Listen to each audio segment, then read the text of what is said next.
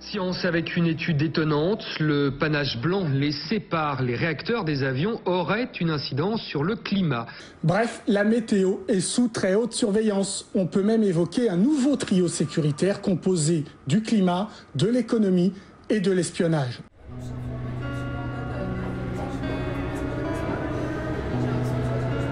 Alors la géo-ingénierie, évidemment, recouvre plusieurs procédés.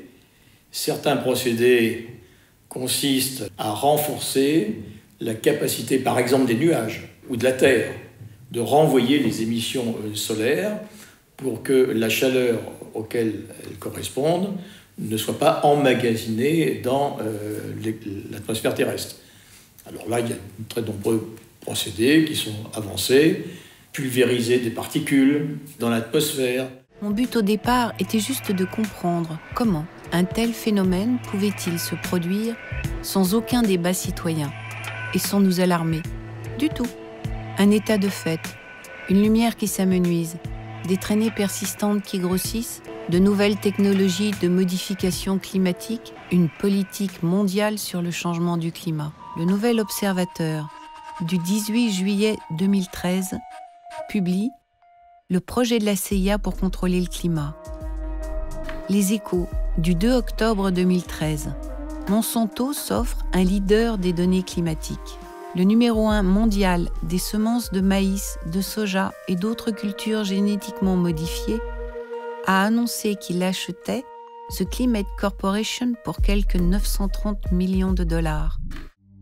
Dans tous les cas, il existe bien un lien entre les traînées d'avions et les modifications climatiques. Actuellement, on découvre la géo-ingénierie à l'échelle industrielle, à l'échelle mondiale, mais ça a commencé dans les années 70. Les chambres d'agriculture ont donné aux agriculteurs des fusées Paragrel. Voici une fusée Paragrel que mon père envoyait dans les nuages de grêle pour dissoudre la glace et provoquer la pluie.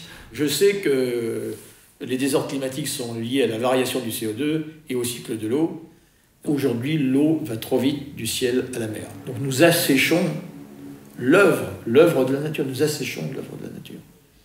Et par conséquent, il n'est pas besoin d'avoir des sociétés secrètes, des complots ou quoi que ce soit pour que les intérêts de ces lobbies passent dans les grandes conférences onusiennes qui sont censées les combattre.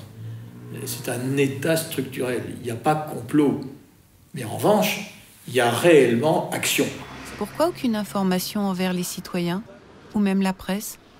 Nous restons dans l'attente de l'émergence d'un débat citoyen sur les méthodes de géo-ingénierie dans leur ensemble. Mon questionnement est juste, un désir d'alimenter un débat citoyen dans l'intérêt sanitaire commun.